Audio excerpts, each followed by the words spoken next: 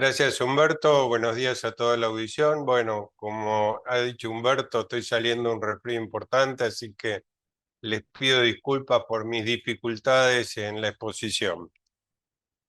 Vamos a hablar del impuesto a las ganancias frente a la inflación, pero no tanto desde el punto de vista técnico de cómo se hace el ajuste por inflación, sino de las cosas que hay que tener en cuenta en el día a día. ¿Por qué? Porque los índices significativos de inflación requieren un manejo inteligente de todas las variables macroeconómicas, especialmente en las empresas que venden bienes, que están preocupadas por los precios de reposición, de todos los insumos que comercializan. Obviamente es un desafío frente a estos índices de inflación las posibilidades tanto del comercio de reventa como de la industria, donde los insumos tienen un precio totalmente incierto. Ahora, lo que vamos a analizar nosotros es qué pasa en el impuesto a las ganancias en la determinación de la base imponible según las diferentes decisiones que se van adoptando. Por ejemplo, poner a disposición de los accionistas de un dividendo a fin de un mes o a comienzo del otro puede significar un ajuste dinámico en el ajuste por inflación, por, digamos, un par de días de diferencia, una ganancia agravada adicional para el pagador del orden del 7%, suponiendo que ese índice sea el del mes. Si estuviéramos hablando del mes corriente, esa diferencia sería del 7,7%.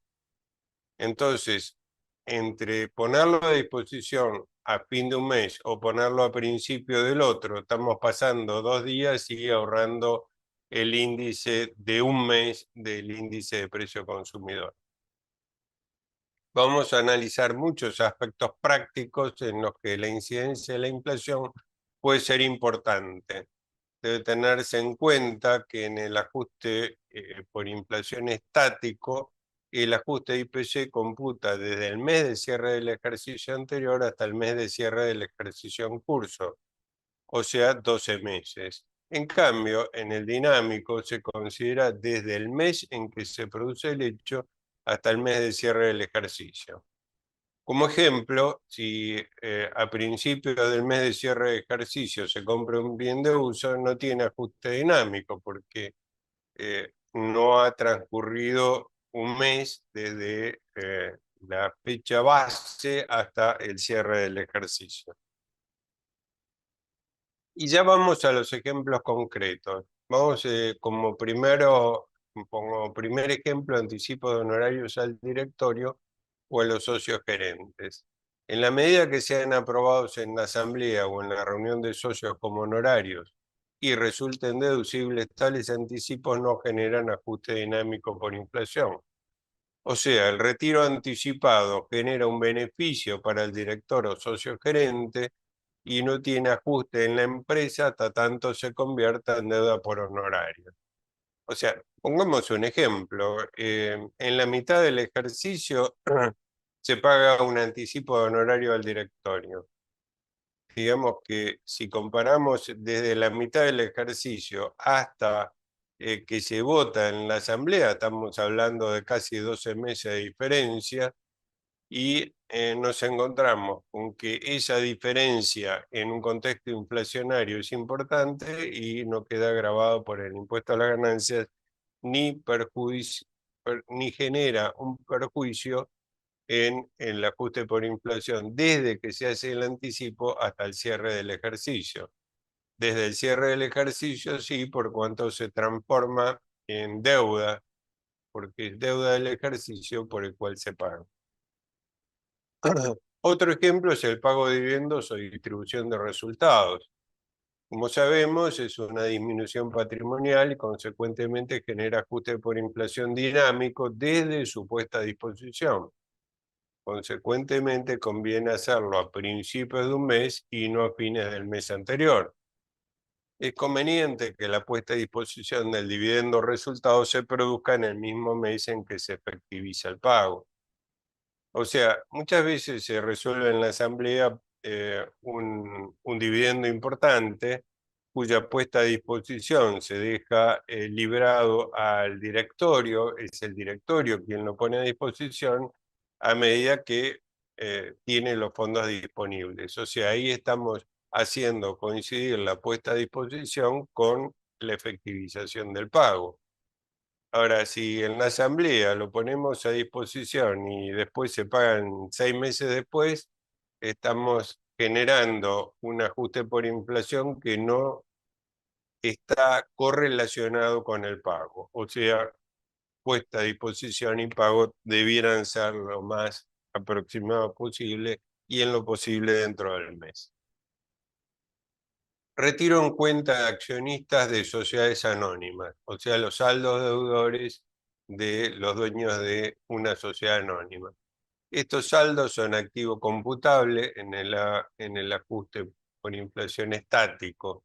La FIP ha sostenido, convalidado por la justicia, que accionista es diferente de socio a los efectos del ajuste por inflación.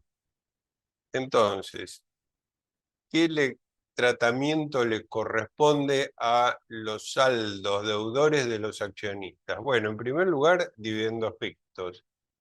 En la medida que a estos retiros les sea aplicable el tratamiento de dividendos fictos, tales retiros son una disminución patrimonial y tienen ajuste dinámico por inflación. O sea, conviene hacer los retiros a comienzo del mes. Al inicio del ejercicio no es activo computable el saldo deudor originado en retiros que se consideran dividendos fictos. Y los que exceden el tratamiento de dividendos fictos son disposición de fondos a favor de terceros que no tienen ajuste dinámico, pero sí intereses presuntos. ¿Qué pasa si en lugar de ser accionista es retiro en cuenta de socios de otro tipo de sociedades? O sea, saldo deudores, por ejemplo, de socios de una SRL. Estos saldos no son activo computable en el ajuste por inflación estático, excepto que se trate de créditos otorgados en condiciones similares a las que se celebran entre partes independientes.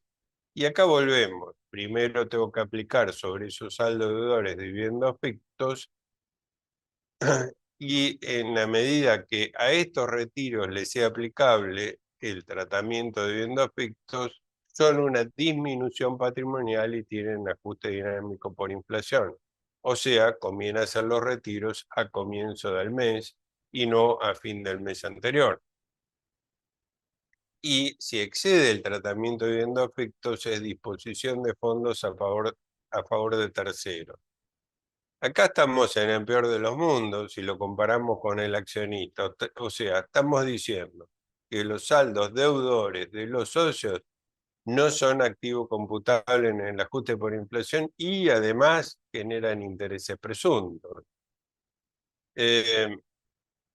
O sea, acá estamos en una situación que debemos tratar de no generarla y eventualmente, bueno, aplicar un razonamiento que no ha sido convalidado por la FIP ni denegado tampoco, que como consecuencia de esta irrazonable aplicación podría sostenerse que deben considerarse activo computable en la medida que están devengando intereses presuntos y que no se genera un ajuste dinámico por la misma razón. Y cambiamos de tema, inversiones financieras en el exterior. Los activos en el exterior que no originen renta de fuente argentina deben excluirse del activo computable en el ajuste estático y generan ajuste dinámico si se remesan o repatrian pérdida durante el ejercicio. En virtud de ello, conviene hacer las remesas al exterior al comienzo del mes y las repatriaciones a fin de mes. Y si durante el ejercicio se transforman activos computables en el ajuste por inflación en bienes en el exterior, ello genera ajuste dinámico y también la inversa. Ello aún cuando suceda dentro del mismo ejercicio. Y todo esto ha quedado desfasado, digamos, con una interpretación que debiera ser más razonable dentro del plexo normativo, dado que cuando se implanta el ajuste por inflación no existía en la Argentina renta mundial, era solo la gravabilidad alcanzaba solo a las rentas de fuente argentina. Por lo tanto, era razonable cuando se creó el ajuste por inflación considerar que las inversiones en el exterior eran un activo no computable. Ahora generan una cantidad importante de distorsión. Y la primera distorsión significativa es disponibilidades, o sea, los fondos en el exterior en cuenta corriente y similares, por ejemplo en money market, plazo fijo, generan diferencias de cambio grabadas y no tienen ajuste por inflación. Es el peor de los escenarios y por lo tanto debe minimizarse la existencia de estos fondos sin invertir. Supongamos una empresa tiene una cuenta corriente en el exterior desde el inicio hasta el fin del ejercicio, es un activo no computable y todas las diferencias de cambio generadas durante el año están grabadas. Un disparate. Por lo tanto, no debe existir fondos significativos sin invertir. Veamos qué pasa si los invertimos. Títulos valores, que incluiría los CDR, si bien no tienen ajuste por inflación porque se excluyen del activo, su resultado se mide en moneda dura conforme al artículo 286 del reglamento. O sea, el resultado sujeto a impuesto es dólares de venta menos dólares de costo, convertible en pesos al tipo de cambio de la fecha de venta. Si es pérdida, es quebranto específico. Lo mismo pasa con otras monedas, es decir, en euro, en yen, en francos suizos. La renta percibida está grabada, la renta devengada a cotización no se graba, la inversión y la venta o rescate en el exterior no modifica el ajuste dinámico por cuanto se trata de bienes que continúan en el exterior. O sea, una cosa es la determinación del resultado por moneda dura y otra cosa es el ajuste por inflación. En la medida que la plata está en el exterior, esté en efectivo, esté en títulos, valores, comprando, vendiendo y qué sé yo, no hay pase a bienes de fuente argentina y por lo tanto no requieren ajuste dinámico. Si estos títulos valores se mantienen al cierre del ejercicio, sí, ahí generan un ajuste dinámico. ¿Qué pasa con las acciones en el exterior? Igual que en el punto anterior, si esas acciones generan dividendos, esos dividendos están grabados. La retención del impuesto a las ganancias sufridas en el exterior es crédito de impuesto aplicable hasta el incremento de la obligación fiscal. Los ADR que pueden estar en el exterior y referidos a empresas argentinas, ahí se rige por quién es el emisor. Si el emisor es una empresa argentina, se los considera situados económicamente en el país, aunque estén depositados en el exterior. Y ahora pasamos a las inversiones financieras, pero en el país. Por ejemplo, empecemos con la existencia de dólares recibidos en pago de bienes o de prestación de servicios en momentos como el actual, cuando existe una brecha cambiaria significativa. Ingresan al patrimonio al cambio oficial, lo que origina un menor valor en el IVA y también en ganancias mientras se mantenga en existencia. Esas existencias generan un apoyo estático sobre la cotización oficial al cierre del ejercicio. Y en oportunidad de venderse en el mercado MEP o contado con liquidación, generan una diferencia grabada que no estuvo protegida en el APORI. O sea, las diferencias de cambio de la cotización oficial quedan protegidas por el APORI, pero si no se enajenan por MEP. Situación a evaluar al cierre del ejercicio. ¿Por qué tengo que evaluarlo? Porque supongamos, si voy a generar un quebranto y después tengo que discutir si el quebranto se actualiza o no en todas las explicaciones que dio Marcelo Corti, a lo mejor me conviene transformar esa existencia de dólares en pesos, generar una ganancia y de esa forma tener la posibilidad de reducir el quebranto y la discusión de si ese quebranto se actualiza o no.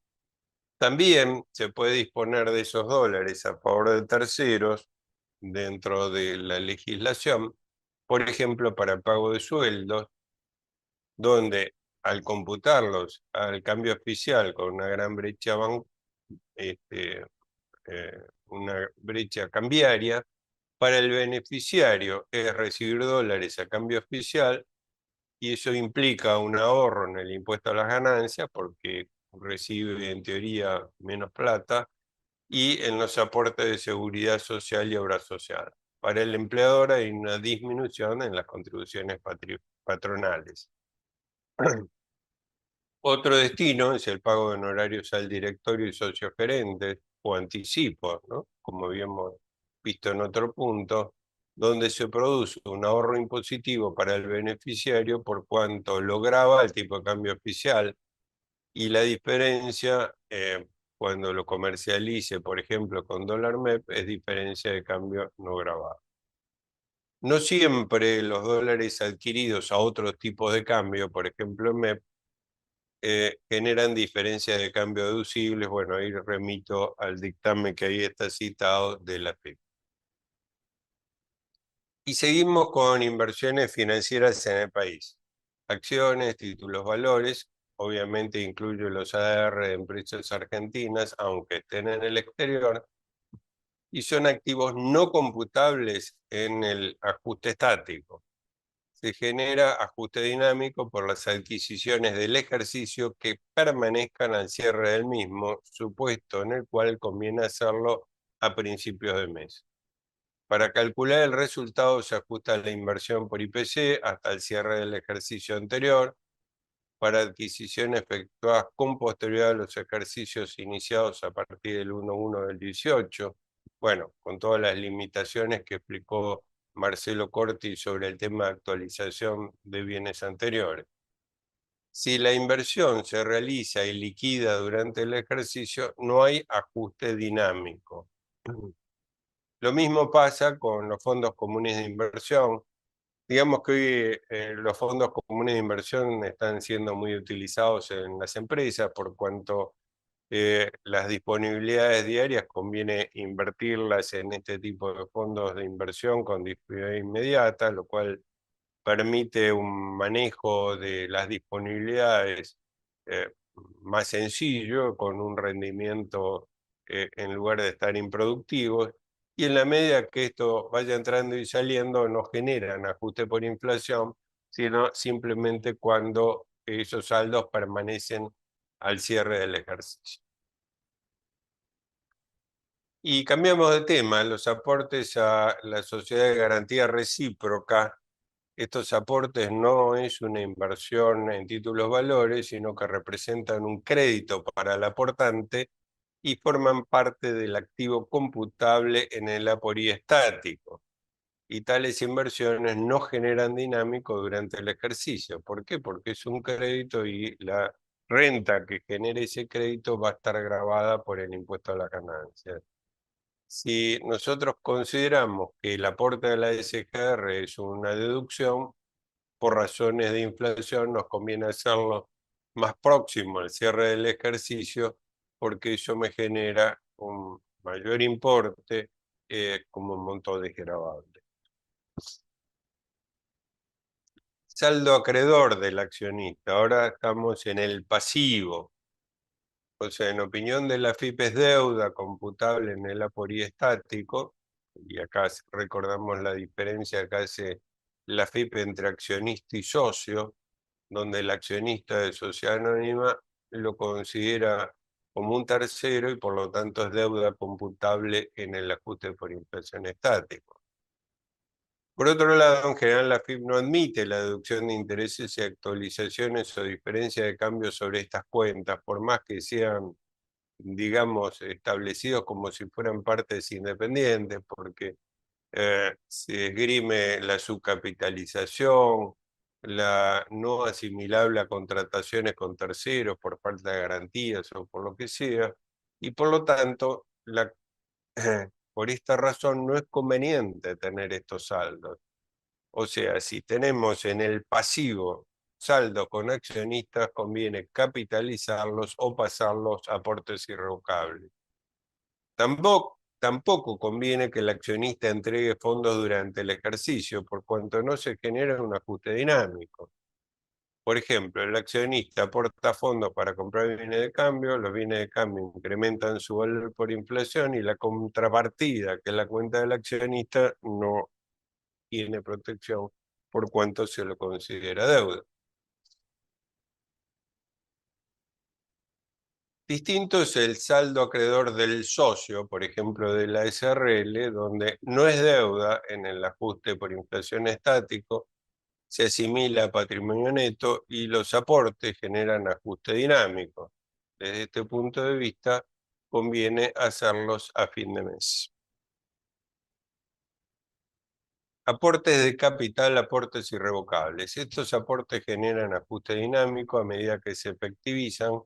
Conviene hacerlos a fines de cada mes. Cuando digo a fines de cada mes, si en lugar de hacerlo a principio de un mes, al adelantar ese aporte pocos días, puedo tener un índice más de actualización que me genera pérdida.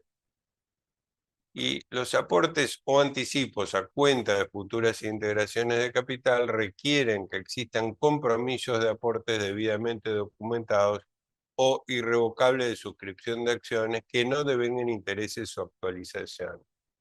Yo veo que en general en las fiscalizaciones, con el solo hecho de que estén contabilizados como aportes irrevocables, no se pide todo esto, pero está establecido en la ley, con lo cual sería conveniente respetar esta parte, no sea que termine impugnando aportes irrevocables por no reunir los requisitos o por aplicación de la ley de sociedades que fijan plazos y requisitos para la capitalización de estos aportes irrevocables. En síntesis, bueno, sí hacer aportes irrevocables, pero cumplir con la normativa de que existan compromisos y con el cumplimiento de las disposiciones de la ley de sociedades. Endeudamiento con bancos. Bueno, a veces esto genera sorpresas en el ajuste por inflación, porque, por ejemplo, se adquieren bienes muebles amortizables con endeudamiento bancario a largo plazo, ¿no? Y a lo mejor estamos acá con créditos relativamente subsidiados para favorecer el equipamiento empresario o de productivo. El activo pasa a generar un ajuste dinámico por IPC, la amortización del bien se actualiza, pero si el IPC es mayor que la tasa de interés, crédito subsidiado, parte de esta ganancia financiera se neutraliza con el índice de precio consumidor. No pasa lo mismo con el endeudamiento de capital de trabajo, porque acá es neutro, o sea, si sube el bien de cambio va a estar grabado y por otro lado el endeudamiento me va a generar un interés por debajo de la inflación que se compensa con el aumento de valor del capital de trabajo. O sea, acá sí vemos que ese tipo de crédito me genera mayor beneficio que el de bienes de uso. Compra de bienes de uso intangibles y similares. Se genera un ajuste dinámico, por lo tanto conviene hacerlo a principio de un mes. Se compensa en el tiempo por amortizaciones o costo computable en oportunidad de la enajenación.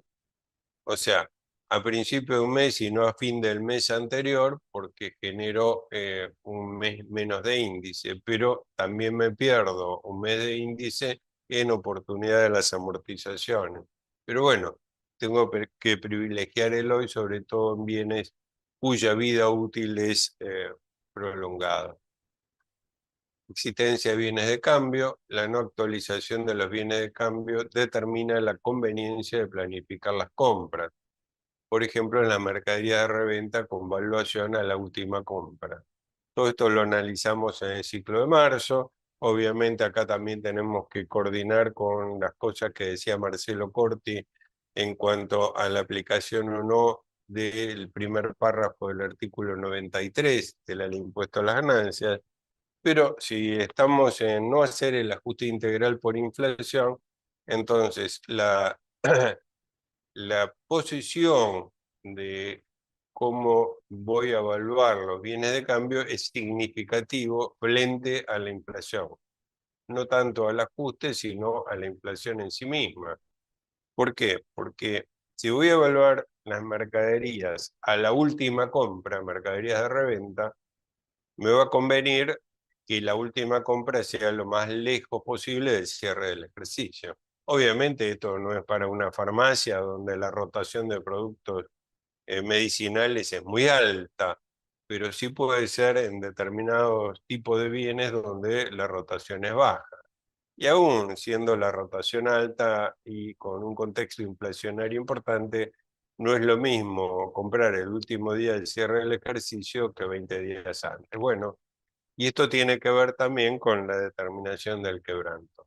Desde el punto de vista de algunos conceptos, de evaluar sobre todo productos en proceso y productos terminados, nos remitimos a lo analizado en el ciclo de marzo. El leasing financiero no es compra de bienes de uso, por eso es financiero y genera un gasto sin contrapartida en el ajuste por inflación.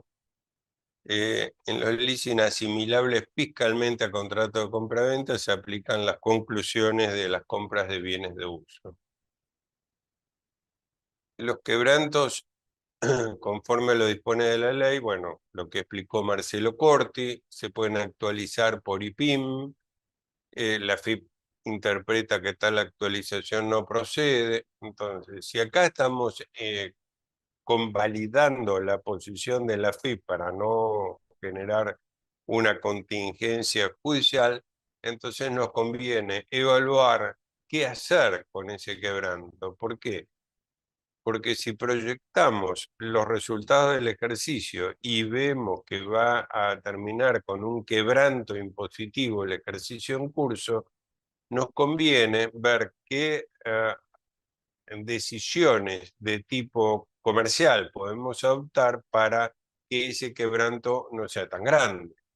Por ejemplo, podemos utilizar al revés lo que recién decíamos bienes de cambio y comprar más sobre el cierre del ejercicio, reponer mercadería de alto costo para que la evaluación de inventarios nos dé más valor y por lo tanto disminuya el quebranto, o fijarnos el inicio del cobro compulsivo en la incobrabilidad de deudores para postergar la deducción como deudor incobrable, o votar los honorarios del ejercicio para ser puestos a disposición después de vencida la declaración jurada de impuesto a las ganancias, con lo cual los honorarios directorio pasan a ser una deducción del ejercicio siguiente.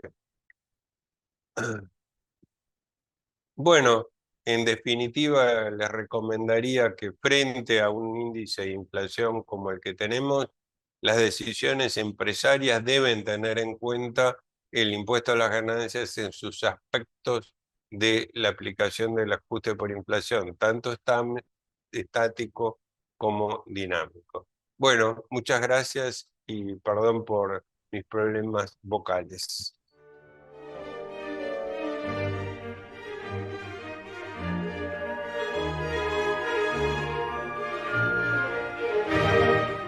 Sí, yo tengo una sola consulta que es de Fernando Travaglini, que dice que hay una cuenta corriente en el exterior, la sociedad anónima también la utiliza para pagar comisiones por ventas contratadas fuera del país. ¿Sigue siendo no computable en el ajuste por inflación estático?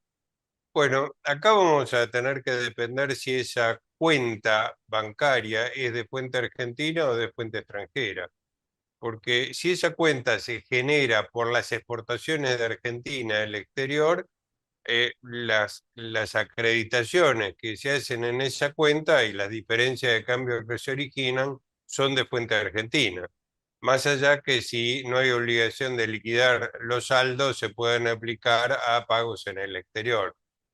Pero es un caso un poco no tan común como el otro, que se dispone de fondos en el exterior para pagar gastos que son deducibles en Argentina, pero son gastos que se realizan en el exterior.